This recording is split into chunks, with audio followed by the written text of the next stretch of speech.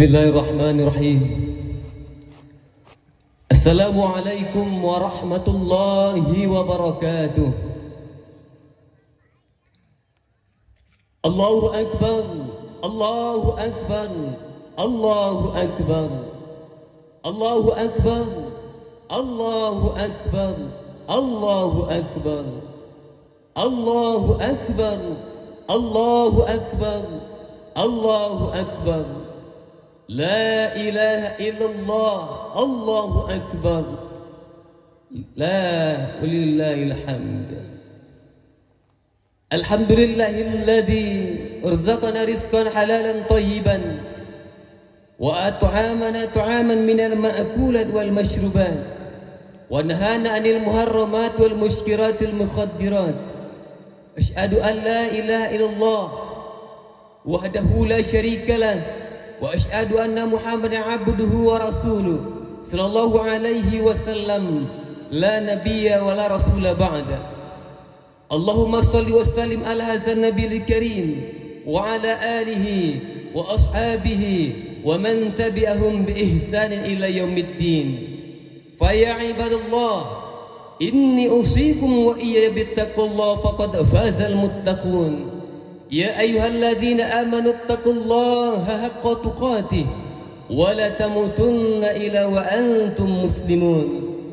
Qala Allah Ta'ala fil Qur'anil Karim, a'udzu billahi minasy syaithanir rajim. Bismillahirrahmanirrahim.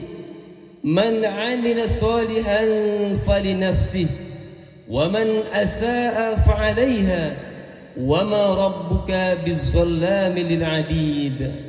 Wa qala aidan fi ayatil ukhra, in ahsantum ahsantum li anfusikum wa in asa'tum falaha. Sadaqallahul azim. Allahu akbar, Allahu akbar, Allahu akbar walillahil hamd. Sidang jemaah Id yang berbahagia, di pagi yang cerah dan berbahagia ini kita tundukkan segenap jiwa dan perasaan kita. Tidak ada yang patut kita agungkan untuk memanjatkan kalimat syukur kecuali hanya untuk Allah Subhanahu wa taala. Alhamdulillahi rabbil alamin. Hari ini kita bisa melihat keadaan, kita masih bisa merasakan, dan kita masih bisa diberikan kesempatan untuk melaksanakan sholat Id yang berbahagia ini. Maka tak lain saudara-saudaraku sekalian, ini adalah karena pemberian nikmat dari Allah. Ada saudara kita yang inginnya sama dengan kita, tapi hari ini mereka ada yang terbaring di rumah sakit. Bahkan hari ini ada yang terbaring di rumahnya. Terdengarlah suara imam, terdengarlah suara khatib, sayup-sayup sampai ke telinganya, mendayu, menangis batinnya, ingin datang ke lapangan ini. Saudara-saudaraku sekalian, tetapi kaki tak bisa lagi dibawa, badan tak bisa lagi didudukkan. Mereka berbaring di atas lantai. Maka hari ini bersyukurlah kepada Allah Subhanahu wa taala. Selanjutnya salawat dan salam, Allahumma sholli ala Sayyidina Muhammad wa ala ali Sayyidina Muhammad. Salawat yang kita lantunkan ini saudara-saudaraku kaum bapak yang berbahagia, kiranya kita mohonkan kepada Allah tercampaikan hendaknya kepada ruh Nabi kita Nabi Muhammad sallallahu alaihi wasallam. Allahu Akbar, Allahu Akbar, Allahu Akbar walillahil hamd. Dalam waktu yang sangat terbatas ini, saudara-saudaraku sekalian, pada Id hari ini, tepatnya pada Idul Adha tahun ini, kita akan mengambil tema kubah kita, yaitu jangan bersedih tetapi bersegeralah. Apakah yang dimaksud dengan kalimat ini? Nanti saya akan sampaikan beberapa pendukung tentang keadaan ini. Allahu Akbar, Allahu Akbar, Allahu Akbar walillahil hamd. Hari raya Idul Adha ada hari raya yang besar sebenarnya saudara-saudaraku sekalian. Kenapa tidak? Berbeda dengan hari raya Idul Fitri. Yang pertama, hari ini terjadi dua ibadah besar yang agung yang mulia. Pertama, ada orang yang melaksanakan ibadah haji di Makkah Al-Mukarramah. Ada orang yang akan melaksanakan ibadah kurban. Kedua-duanya ada syariatnya, kedua-duanya ada ketentuannya. Maka orang yang berhaji itu adalah manistato'a ilaihi sabila. Mereka yang mampu Di antara wajib haji itu adalah mampu dari segi fisik, mampu dari segi mental, dan mampu dari segi finansial. Kalaulah saudara-saudaraku sekalian, rasanya kita juga ingin pergi ke Mekah sama dengan saudara-saudara kita hari ini, tetapi karena keuangan kita belum cukup, maka khatib sampaikan, jangan bersedih, tapi berusahalah, berikhtiarlah, minta kepada Allah supaya kita diberikan rezeki. Mudah-mudahan ada jalan kita ke sana. Allahu Akbar, Allahu Akbar, Allahu Akbar, walillahil hamd. Ibadah yang kedua, ibadah kurban, sama. Siapakah yang dipanggil? Man kana lahu sa'ah. Orang-orang yang diberikan kelapangan dari segi finansial, sehingga saudara-saudara kita yang tidak bisa berhaji hari ini, mereka mampu untuk berkurban di tempat kita. Dah kita yang belum punya keuangan sampai di titik itu, khatib sampaikan sekali lagi saudara-saudaraku sekalian, tolong jangan minder dengan mereka, saudara kita yang mampu itu. Jangan bersedih seolah-olah kita ini tidak ada apa-apanya. Jangan. Kenapa? Karena mungkin belum sekarang. Berdoalah kepada Allah, bekerjalah cari rezeki Allah. Mudah-mudahan kalau kita niatkan hari ini, tahun depan kita juga bisa berkurban sama halnya dengan saudara-saudara kita hari ini. Allahu Akbar, Allahu Akbar, Allahu Akbar, walillahil hamd. Tetapi saudara-saudaraku sekalian, semua yang kita lakukan itu tak lain dan tak bukan sesuai dengan ayat yang khatib bacakan di awal khutbah tadi. Surah Al-Fussilat ayat 46, apa kata Allah? Man 'amila shalihan falinafsih. Barang siapa yang berbuat kebaikan untuk dirinya. Man 'amila shalihan falinafsih. Maka kebaikan itu adalah untuk dirinya sendiri. Wa man asa'a fa'alaiha. Barang siapa yang berbuat kejahatan, maka tanggunglah dosanya untuk dirinya sendiri. Wa ma rabbuka bizzalami lil 'abid. Dan sekali-kali tidak Tuhanmu menzalimi hamba-hambanya. Dikuatkan juga dalam surah Al-Isra ayat ke-7. Apa kata Allah? In ahsantum, apabila engkau berbuat baik, ahsantum li anfusikum, maka sesungguhnya engkau sedang berbuat baik untuk dirimu sendiri. Wa in asa'tum fa'alaya, wa in asa'tum falaha. Dan barang siapa yang berbuat dosa, maka tanggungan dosa itu pun juga untuk dirimu sendiri. Maka jelas saudara-saudaraku sekalian, yang kita perbuat hari ini bukti nyata bahwa kita sedang sayang kepada diri kita sendiri. Ada orang yang tak peduli, ada orang yang tak lagi menghiraukan panggilan-panggilan, apalagi itu panggilan Allah, seperti panggilan menunaikan ibadah 5 kali sehari semalam. Kenapa itu tak terpanggil? Karena mereka mungkin lupa dengan kaidah ini. Sebenarnya orang yang sedang beramal itu, mereka sedang memperjuangkan dirinya sendiri. Kenapa? Karena nanti pada hakikatnya tempat kembali kita cuma 2. 1, surga yang indahnya luar biasa. 2, neraka tempat yang sangat menyiksa. Maka hari ini ibadah yang kita perbuat saudara-saudara sekalian, ini bukti bahwa kita ingin menyelamatkan diri agar tidak terbuai dengan godaan dunia. Kalau mati menyesal pun tak ada gunanya. Maka oleh karena itu, kalau ada bapak-bapak, kalau ada saudara-saudara kami yang mempunyai finansial, belum sampai ke titik mampu untuk berkurban, tetapi mampu untuk membiayai anak dan istri di rumah, khatib sampaikan, janganlah bersedih, tetapi berbanggalah.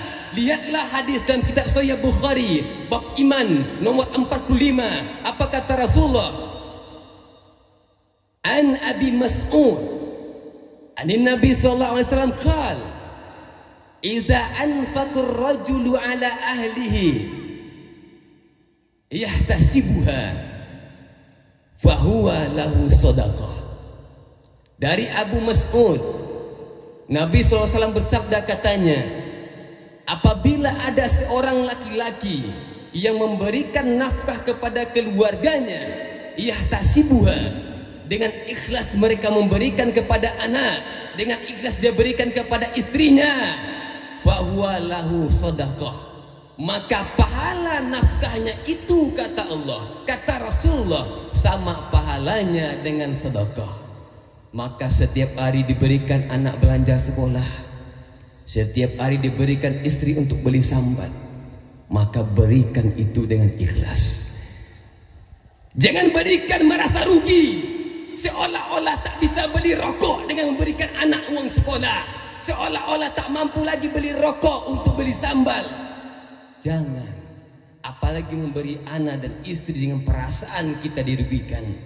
Kalau itu yang kita berikan selama ini, kaum bapak saudara-saudaraku, maka itu tak bernilai ibadah dan itu tak bernilai seperti sedekah.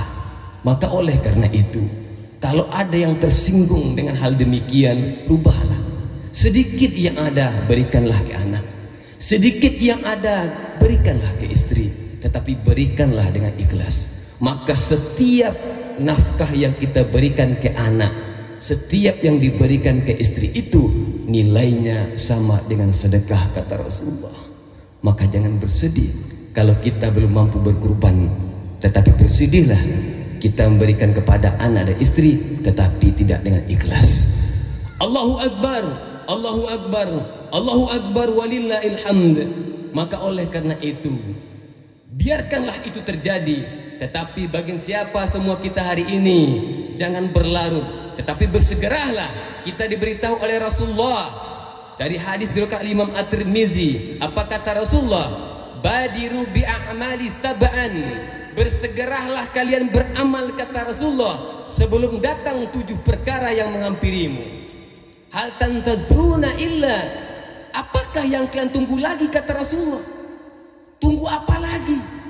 Apakah menunggu yang 7 ini, kata Rasulullah? Illa, kecuali.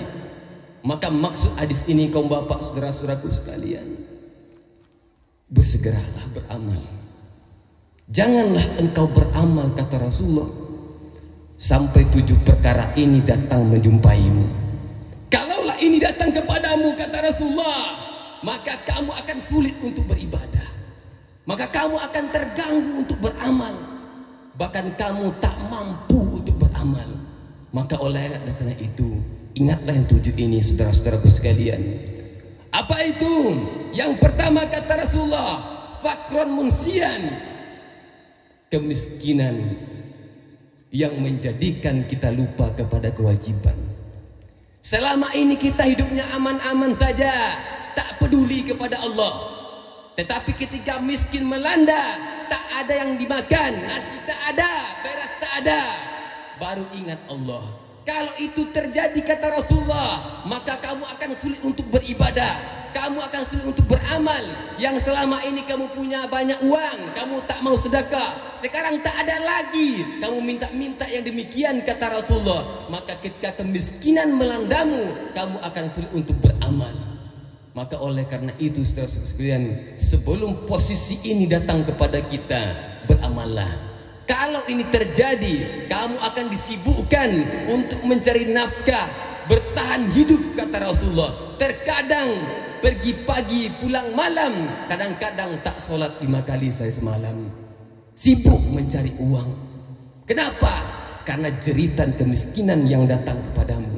Maka takut Rasulullah, sebelum kemiskinan itu datang, beramallah. 2, jangan tunggu ini datang baru beramal, kata Rasulullah. Apa itu, ya Rasulullah? Ghinan mutaghiyan, orang kaya yang dengan kekayaannya menjadikan dia sombong. Setelah sombong baru beribadah, terganggu ibadahnya. Kenapa? Karena beramal dengan kesombongannya. Maka oleh karena itu, jangan tunggu detik ini terjadi. Ketika engkau menunggu kaya, dahulu kamu miskin, tapi toh kamu kaya, kamu sombong dengan kekayaanmu, kata Rasulullah. Maka ketika itu terjadi, amalmu akan terganggu. 3, jangan tunggu ini baru beramal, kata Rasulullah. Apa gitu, ya Rasulullah? Au maradan mufsidan, penyakit yang merusak. Selama ini kita sehat, anak-anak muda ini kuat, tapi mereka tak sadar penyakit itu datangnya tak baca assalamualaikum.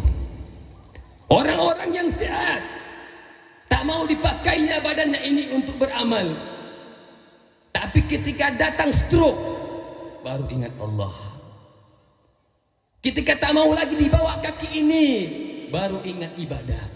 Kalau ini terjadi kepadamu, kata Rasulullah, maka ibadahmu akan terganggu. Tak semaksimal ketika kamu sehat, kata Rasulullah. Ketika sehat kamu bisa beribadah apa saja, pergilah kemana saja. Jangan tunggu ketika penyakit merusak dirimu, baru kamu ingat Allah. Maka kata Rasulullah, ketika itu amalmu akan terganggu. Anak-anak muda, kamu jangan mengira badanmu sehat selamanya. Tidak. Ketika sehat badanmu, pakailah untuk ibadah. Apapun yang bisa kamu perbuat, perbuatlah. Yang penting nilainya baik dan bernilai baik di mata Allah. Syukurlah kalian masih kuat hari ini, tetapi belum tahu sampai kapan dirimu akan kuat. Kaum bapak, saudara-saudara sekalian, ketika penyakit itu belum datang kepada kita, hati bawa kita semua hari ini, pakailah badan untuk ibadah. Apa yang mampu, ibadahlah. Berikut kata Rasulullah, jangan tunggu ini baru ibadah. Ya Rasulullah, apakah itu? Au haraman mufnidan, ketuaan yang menyebabkan kamu pikun dan kelemahan. Ketika muda kamu tak ingat, sudah tua kamu minta-minta kepada Allah, apalah daya. Kamu sudah pikun, badanmu sudah lemah, baru bersergara beramal kepada Allah. Hampir nyaris kamu tak bisa lagi, kata Rasulullah. Maka ketika kamu belum tua yang menyebabkan kamu pikun dan lemah, beribadahlah, pakailah itu. Kalau itu terjadi, mohon maaf saudara-saudaraku sekalian, buang air besar saja tak tahu di mana. Kadang-kadang di tempat tidur pun juga buang air besar. Kenapa? Karena kita sudah pikun, tak tahu lagi. Sebelum itu datang kepada kita, pakailah pada ini. Ya Rasulullah, apalagi yang harus kami ingat ya Rasulullah, sehingga kami tahu kapan batasnya. Apa kata Rasulullah? Jangan sampai engkau tunggu ini baru kamu ibadah. Apa itu ya Rasulullah? Au mautan mujahizan, atau kematian yang menghabisi. Kalaulah kita sudah mati, innalillah wa inna ilaihi rajiun, maka detik itu juga kita tidak bisa lagi beramal di dunia ini. Amal secara nyata tidak bisa lagi. Kalaulah mati, maka tinggallah pertanggungjawaban. Syukur-syukur ada anak yang kirim-kirim kepada kita seperti katakan pengurus tadi, maka ada penambah amal. Syukur-syukur ada ilmu baik ditinggalkan ketika hidup, ada menambah amal. Syukur-syukur ada sedekah jariah ketika hidup, ada penambah amal. Kalau tak ada, maka tunggulah penantian itu. Maka kata Rasulullah, jangan tunggu engkau mati baru kamu ingat beramal. 6. Ya Rasulullah, apalagi yang kami ingat ya Rasulullah? Yang ke-6, ingatlah ini. Apa itu? Awid dajjal fasyaru ghaibin yantaziru. Jangan kamu tunggu datangnya Dajjal baru kamu mau beribadah. Wahai saudara-saudaraku, ketahuilah bahwa Dajjal itu adalah sejahat-jahat yang dinantikan. Dia sangat jahat, membolak-balikan hati orang. Maka banyak orang yang kafir ketika itu. Maka tolong saudara-saudaraku sekalian, jangan tunggu itu datang baru mau beribadah. Sulit untuk beribadah. Yang terakhir apa kata Rasulullah? Awisa'ah fasa'atu adha wa amar, atau kiamat. Maka kiamat itu sangat berat dan sangat sulit. Jangan engkau tunggu kiamat datang baru kamu beribadah. Gak ada lagi. Kiamat peristiwa yang sangat mengerikan. Bahkan orang yang sedang mengandung tak tahu dia akan melahirkan. Luar biasa saudara-saudaraku sekalian. Maka oleh karena itu, selagi kita tidak ada di posisi itu, kata Rasulullah, beramallah. Kenapa? Ketika kita beramal, maka kita sedang menolong diri kita sendiri. Hari ini saudara-saudaraku sekalian, kaum bapak ibu-ibu, hati-hatilah hari ini. Sebenarnya kita hanya ingin nanti tinggal di akhirat dengan tempat yang sangat indah, bersama anak, bersama ibu, bersama bapak, bersama keluarga kita di dunia ini, ingin bertemu di surga. Itu impian kita. Tetapi hari ini ada mengecam anak-anak kita, selamatkan akidahnya, selamatkan imannya. Apa itu? kemajuan teknologi hari ini telah memperolok-olokkan dimensi akhirat. Anak-anak yang dilihatnya hari ini di handphonenya, ibu-ibu, bapak-bapak, tolong pantau mereka.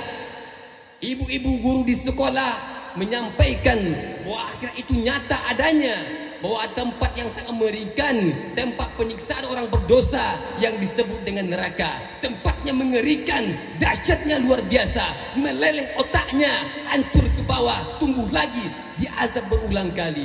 Tapi hari ini neraka diperolok-olokkan, seolah neraka dimanifestasikan sebagai tempat hiburan, neraka tempat bermain. Hari ini ditengok oleh anak-anak kita yang belum balik dan berakal. Apa katanya?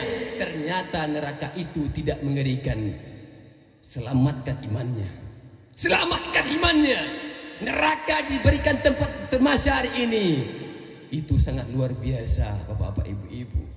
Kalaulah itu direkam oleh anak kita, dipahaminya di otaknya, lalu dia berpikir ternyata neraka itu bohong selama ini. Yang selama ini kata ustadz mengerikan, ternyata bisa main-main. Selamatkan mereka, bapak ibu. Hati-hati hari ini. Tak tahu kita apa yang ditengoknya di HP itu, tetapi kita berkewajiban tolong jaga mereka. Kalau akidahnya rusak, imannya goyah, tanggung jawab kita dunia akhirat.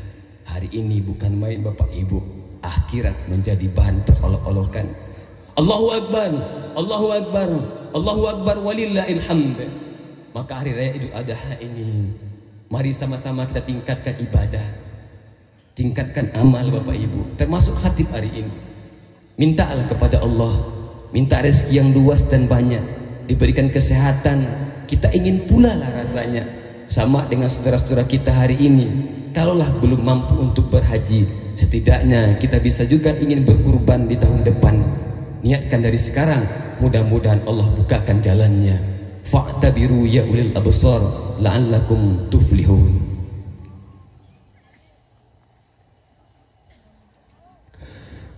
Allahu Akbar, Allahu Akbar, Allahu Akbar, Allahu Akbar, Allahu Akbar, Allahu Akbar, Allahu Akbar.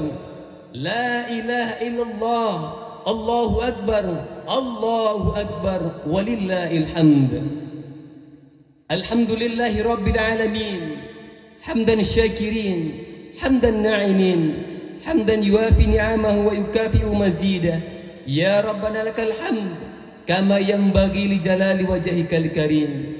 Asyhadu an la ilaha illallah wahdahu la syarika lah, wa asyhadu anna Muhammadan abduhu wa rasuluh sallallahu alaihi wasallam, la nabiyya wa la rasula ba'da. Allahumma salli wa sallim ala nabiyil karim wa ala alihi wa ashabihi wa man tabi'ahum bi ihsan ila yaumiddin. Fa ya ibadallah, inni usikum wa iyyabittaqullah faqad fazal muttaqun. Ya ayyuhalladzina amanu taqullaha haqqa tuqatih wa la tamutunna illa wa antum muslimun. Qala ta'ala fil Qur'anil Karim, a'udzu billahi minasyaitonir rajim. Bismillahirrahmanirrahim. Wal 'asr innal insana lafi khusr illa alladzina amanu wa 'amilus shalihat wa tawasaw bil haqq wa tawasaw bis sabr.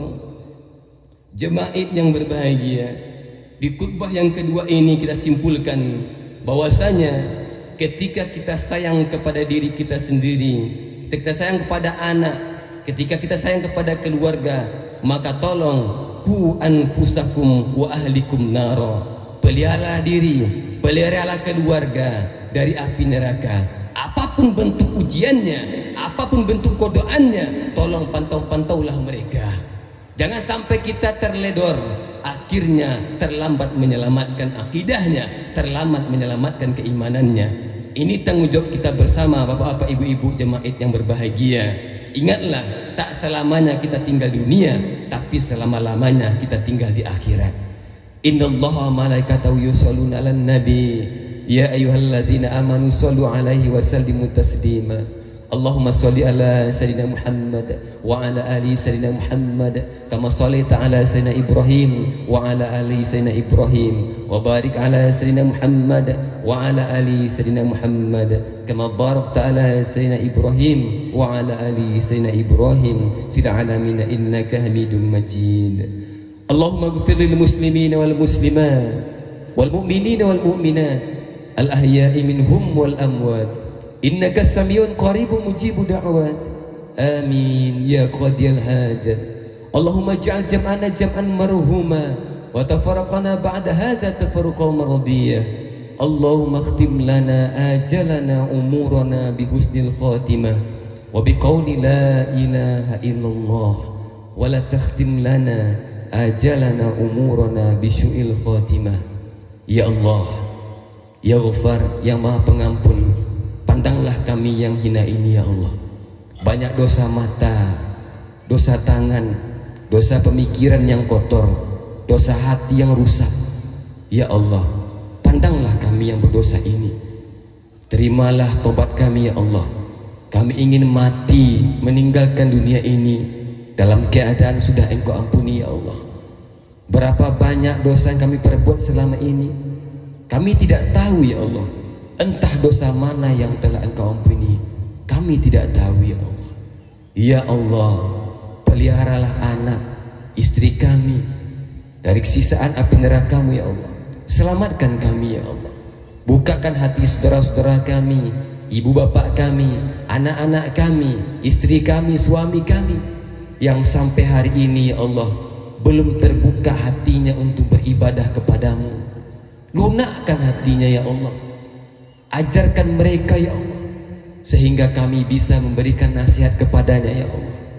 Bukakan hatinya ya Allah. Sudahlah ya Allah.